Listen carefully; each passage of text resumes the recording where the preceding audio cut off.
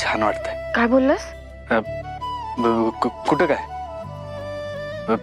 मी म्हणलं गुंतास सोडूया आपण लगेच.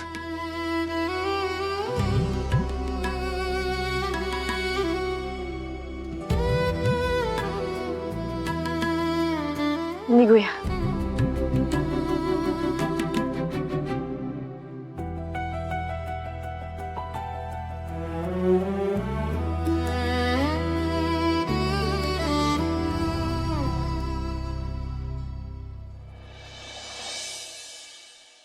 आमरे उठ उठ उठ, मी करते.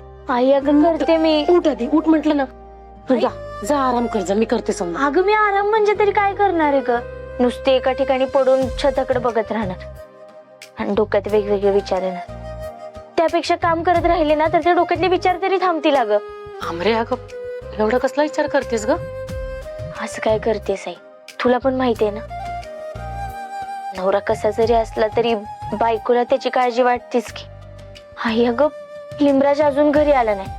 कुठं असेल, काय करत असेल, काय खात असेल, कसा राहतोय काहीच माहित नाही. अगं आई, अगं ते मला सोडून तर गेला नसेल ना? आमरे हे बघ, अगं भलत असेल तर विचार नको करूस ग. आणि तुला माहितीये ना त्यांचा स्वभाव. त्यांचं हे असलं वागणं काही नवीन नाही तुझ्यासाठी. एकदा का नशा उतरले की येतील घरी आपोआप. त्याची नशानच ते उतरत आहे आई. आणि मी अशा वातावरणात माझ्या बाळाला जन्म द्यायचा? आमरे नको ग असं बोलू. आई मला लय काळजी वाटते. अगं अगं कसं होणार माझ्या बाळाच्या भविष्याचं? मी तर आतापर्यंत भोगत आली, पण माझ्या बाळाच्या भविष्याचं काय? ह्या अशा वातावरणात त्याच्यावर कसे संस्कार होतील? अगं त्याला जेव्हा समजेल आपला बाप दारू पितो, आईला पैसे मागतो, मारहाण करतो, काय परिणाम होईल त्याच्यावर? बस, ह्या बाळाला जन्म देऊन जर त्याला नॉर्मल सुखी आयुष्य जगायला मिळणार नसेल ना, तर हे बाळ जन्माला न आलेलंच बरं. आमरे आमरे, अगं नको ग असं बोलू. वास्तू तथाच तू म्हणत असते बाळा. आणि तू नको नको एवढं टेन्शन घेत बसू. आम्ही आहोत ना. मी आहे, मंजू आहे, सत्यजित राव आहेत. हे बघ, आम्ही तुला आणि तुझ्या बाळाला वाऱ्यावर नाही सोडणार ग. तुमच्या दोघांचं सगळं चांगलंच होणार आहे बघ. तर तू रडू नको ग, शांत हो. आणि मंजू आणि सत्यजित राव आले ना की मी सांगणार आहे त्यांना लिमराजला शोधायला. तसं बी त्यांनी त्यांची माणसं लावलीत कामाला.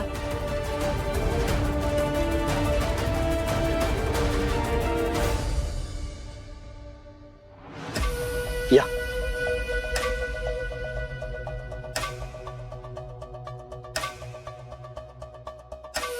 मम्मी साहेब, अजून शुद्धी नाही आले त्या. काय हॉस्पिटल मधून आणल्यापासून शुद्धी आली नाही? अरे देवा, काही बी झालं तर ही बाया शुद्धी आली पाहिजे, नाहीतर नुसती कटकट मागा लागायची आपल्या. हे काम कर, पाणी हिच्या चेहऱ्यावर मारायला, शुद्धीवर आणीला पटकन जा.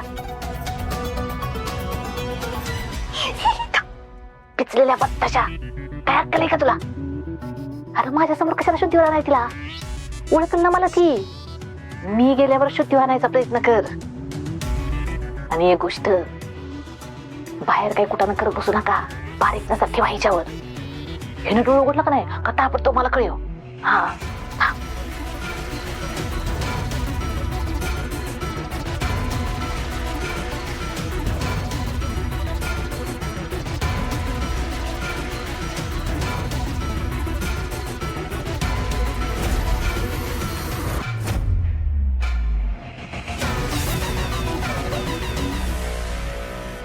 मम्मी, मम्मी कुठे गेल्या? मम्मी, बया गाडी पण नाही दिसत आहे. मम्मी, सपना, काय ग मायाला का शोधतेस? मम्मींना पाहिलं का तुम्ही? माझं जरा काम होतं त्यांच्याकडे. सपना, तुझी मम्मी साहेब मला कधी कुठं सांगून गेलीये का? ते बी बरोबरच आहे म्हणा. बया अशा कुठे गेले असतील न सांगताच. आणि ते बी मला टाकून गेल्या वय. बया तात्यांच्या बायकोकडे गेले असतील का काय, मला सांगितलं नाही वय असं. मम्मी असं कसं वागू शकता तुम्ही? आपण एक टीम आहे, एवढं बी लक्षात नाही वय तुमच्या. असं कसं विसरू शकता? काय माहित कुठे गेले असतील.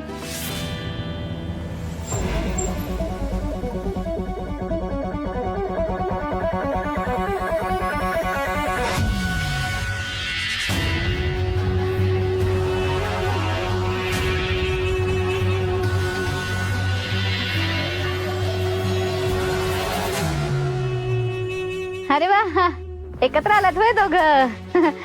रातभर नव्हता, कुठं होतात?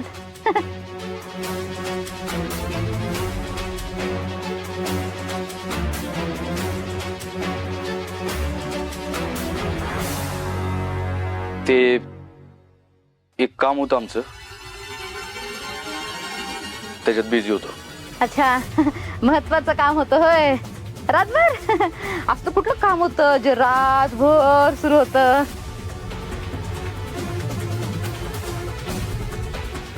सिक्रेट मिशनला वगैरे गेला होता तो काय कुठल्या?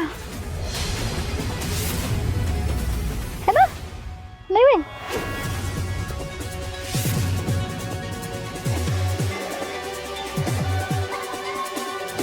चला वाघमारे. मम्मी बरं झालं तुम्ही आलात. सत्यभाजी आणि एक जाऊ बेबी आत्ताच आलेत घरला. रातभर नव्हतेच. चला. सत्या थांब.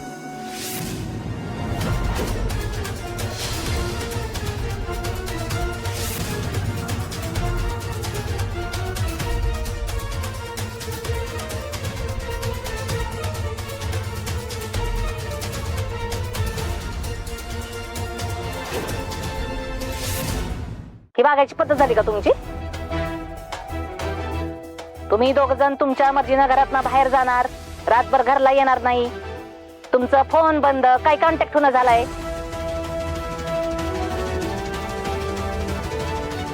काय चाललंय काय तुमचं? कुठं होता रातभर?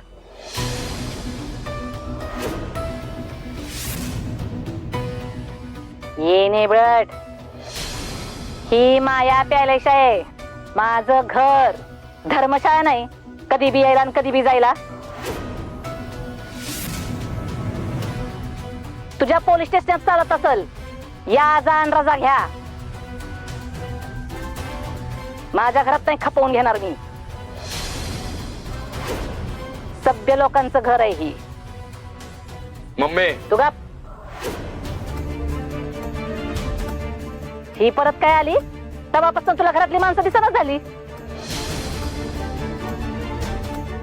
आणि काय काय जेव्हापासून तू ह्या घरात आली तेव्हापासून ह्याच्या आजूबाजूला घुटमळत असतीस. वरवर तर त्याच्यावर रागराग करतीस, पण आतून आज बी ह्या घरात शिरायची इच्छा आहे ना तुझी? म्हणून माझ्या लेकराला गळ्याला लावू नका.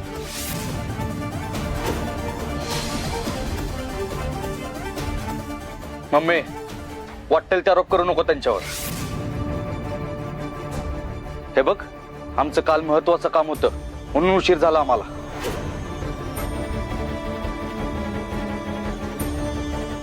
असं का? मग असं कुठलं महत्वाचं काम आहे जरा मला बी कळू दे की.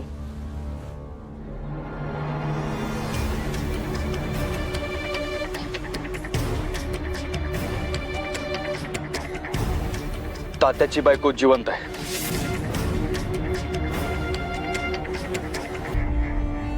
काय? मालिनी तात्या साहेब मोहिते स्वर्गवासी झालीच नाही? असं कसं? अरे पण तुझ्यावर तर आरोप होता ना तिचा जीव घेतल्याचा. मग हे मेलेलं मर्डर जिद्द कसं काय झालं? मम्मी त्या जिवंतच होत्या. मम्मी आवाज काय करताय? तात्यांची बायको जिवंत आहे. ते जिवंत आहे होय? जिवंत आहे मम्मी?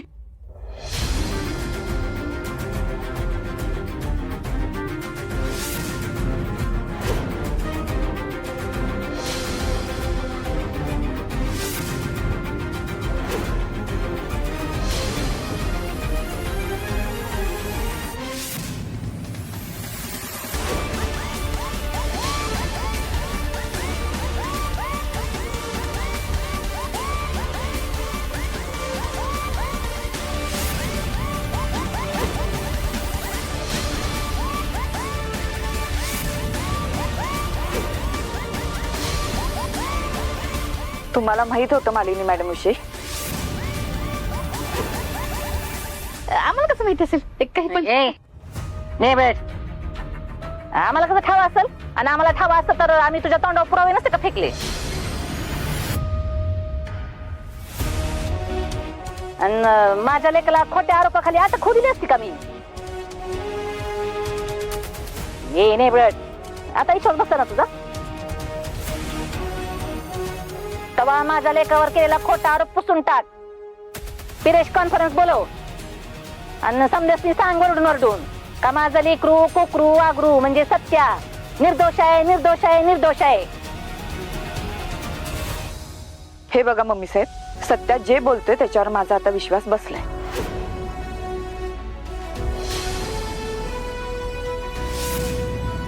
पण कायद्यानुसार जोपर्यंत मी माझ्या डोळ्यांनी मालिनी मॅडमना बघत नाही तोपर्यंत सत्या निर्दोष आहे असं कुणालाच नाही सांगणार.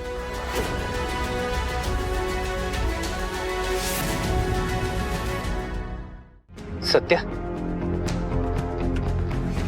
अरे मालिनीताई जिवंत होत्या ही गोष्ट तू आम्हाला का सांगितली नाहीस? अरे एवढी मोठी गोष्ट तू आमच्यापासून का लपवून ठेवलीस? इतके दिवस स्वतःवरती खोटा आरोप का सहन करत राहिलास?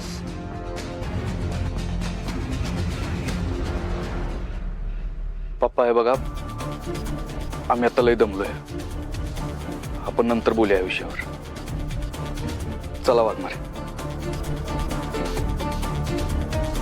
मंजू जात.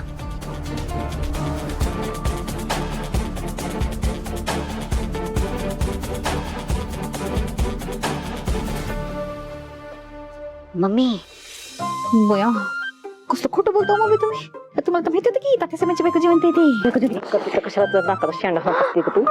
फक्त मग समजा उठली असते का नाही तर माझं काही झालं असतं हे ठाव नाही, पण मी तुला पडेलोट करून चिरात गिरात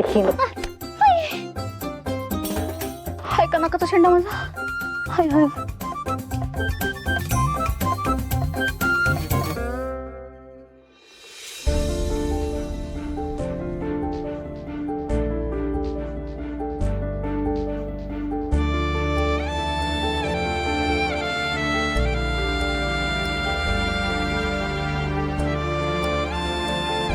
आई, अमृता, तुम्ही काम का करताय?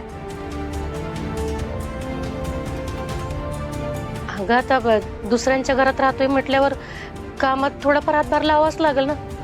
नुसतं पाहुण्यांसारखं राहून कसं चालेल सांग बघू. तुझं ठीक आहे ग, पण अमृता,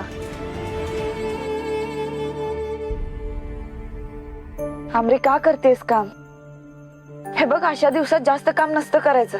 स्वतःच्या तब्येतीची काळजी यापेक्षा जास्त महत्वाचं काही नाहीये तुझ्यासाठी. अगं बाई तेच सांगते मी तिला कवापासनं का जाण जाऊन आराम कर, पण हट्टीपणा करत बसली कामं कर तिकडं. हा घाई मी काय ओझं उचलते का? होईल इतक्यात माझं काम.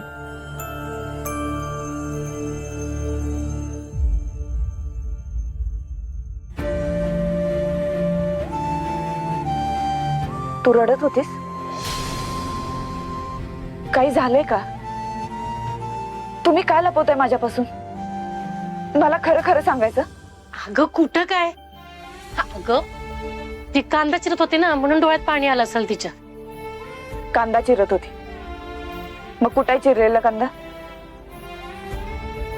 आणि ही कांदा चिरत होती तर तुझ्या डोळ्यात बरं नाही आलं पाणी? अगं मंजू तू तू उठ उठ बघू. आई, तू तू दमली असशील का नाही? हा तू तू खूप दमलेली दिसतेस बाळा. तुझा हात पाय तोंड धुवून घे जा. स्वयंपाक होत आला, मी तुला लगेच जेवायला वाढते. चल थांब. आमरे चल, ते काम राहू दे, मी करते. उठ बघू आधी, उठ चल. अगं थांब तिथे थोडंच राहिलंय. उठ म्हणला ना. जा हात धुवून घे, मी तुला करून देते. अगं राहू दे, आणि इकडं सोड. आई, राहू दे, मी करते म्हटलं ना. जा तू हात पाय तोंड धुवून घे जा. आमरे चल. जा.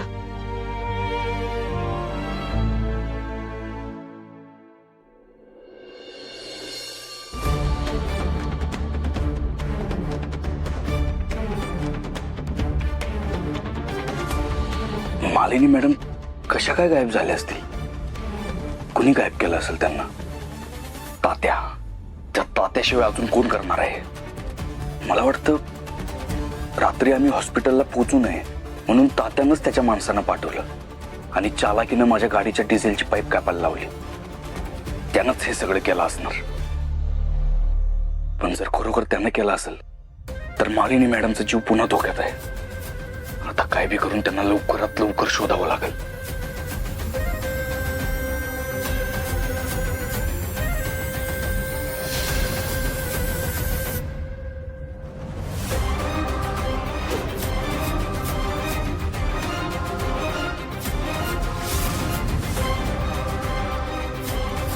का एवढं गडबड बोलून घेतलं बलमा? ऐक, तात्यांची बायको गायब झाली. काय? मी 3 वर्षापूर्वी त्यांना जिथे ऍडमिट केलं होतं ना, तिथलं कोणीतरी पळवून नेलंय त्यांना. कसं काय? पण कुणी केलंय सगळं? 100% तात्याचं काम आहे. हा, तोच करू शकतो हे. पण सत्या, त्याला कसं काय माहित पडलं? अरे तेच तर कळणं झालंय ना. हे बघ, तात्याची बायको जिवंत आहे हे माझ्या व्यतिरिक्त फक्त तुला माहिती होतं. काल ही गोष्ट मी फक्त वाघमाऱ्यांना सांगितली. आणि जरी तात्यानं मालिनी मॅडमला गायब केलं असेल तरी मालिनी मॅडम जिवंत आहेत हे त्याला कळलं कसं? हा सगळ्यात मोठा प्रश्न आहे. सत्या, तुमचं बोलणं तर कुणी ऐकलं नसेल ना? माहित नाही, पण बलमा, मालिनी मॅडमना लवकरात लवकर शोधावं लागेल. त्यांचा जीव धोक्यात आहे आणि त्यांच्या जीवाला काही झालं ना तर मी स्वतःला निर्दोष सिद्ध करू शकणार नाही. तात्या त्यांच्या जीवावर उठल. अरे त्यांचे जीव वाचवला पाहिजे आपल्याला. आपली जबाबदारी आहे ना ती. तू शांतू बस. तू बस. ऐक, तू पॅनिक होऊ नको अजिबात. मला सांग, त्या मालिनी मॅडमचा काय फोटो वगैरे तुझ्याकडे आहे का? माझ्याकडे दे, आपल्या पोरांच्याकडे देतो. अखंड सातारा पालता घालतो. सातारा काय पश्चिम महाराष्ट्र सगळा पालता घालतो, पण त्यांना हुडकून काढतो. अरे नाही ना फोटो. पण बलमा, एक आयडिया आहे. आपण एक काम करूया, आपण पप्पांना सांगूया मालिनी मॅडमचं स्केच काढायला. ही चांगली आहे. मी पप्पांना सांगतो स्केच काढायला. बलमा,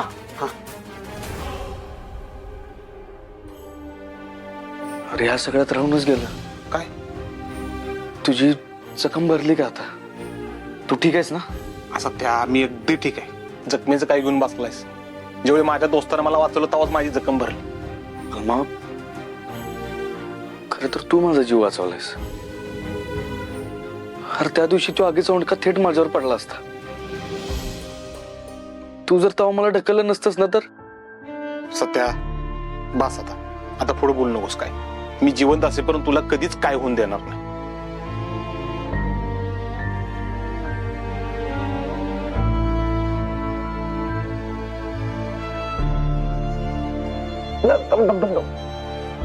हळूहळू. काय झालं? इथे एक जखम आहे ती फक्त जरा दुखते, बाकी काय नाही. आले बरं होत आले. पण म्हणजे जखम भरलेली नाहीच तुझी आणि खोटं बोलतोस माझ्यासाठी? बरी होत आल्या, फक्त इथे एक जखम आहे तेवढीच फक्त दुखते. चल येतो मी. काळजी घे. अरे सत्या, वाघबरी वहिनीचा गैरसमज दूर झाला का?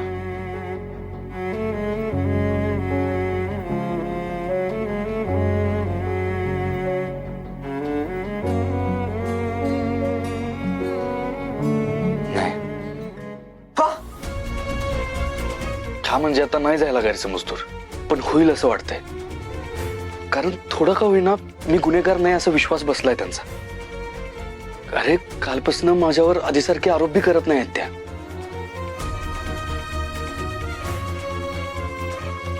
बलमा, पण एक गोष्ट जाणवली बघ मला. वाघमाऱ्यांचं अजून बी माझ्यावर प्रेम आहे. अजून बी म्हणजे? सत्या, त्या तुझ्यावर प्रेम करतातच. त्यांच्या मनात तू काल बी होतास, आज पण आहे ना, उद्या पण असणार आहेस. आता त्यांच्याकडनं ते कबूल कसं करून घ्यायचं ते ठरवावं लागेल. जोपर्यंत मी माझ्या डोळ्यांनी मालिनी मॅडमना बघत नाही तोपर्यंत सत्या निर्दोष आहे असं कुणालाच नाही समजणार. मला नाही वाटत एवढं तरी ते कबूल करतीलच. मग त्यांना आता कबूल करावंच लागेल.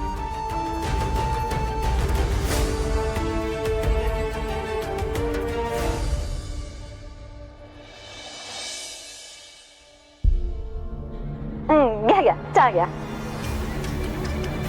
होय मम्मी सर, ही पाहुणी वाटतं. नाही कामाला ठेवले हिला.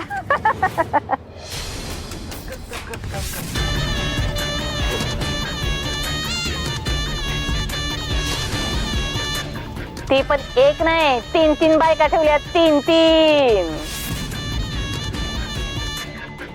बिचारा बेघर झाल्या ना, आश्रित म्हणून राहतात माझ्याकडं.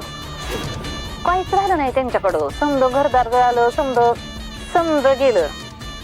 म्हणजे कसं बुडत्याला काडीचा आधार. बिचाऱ्या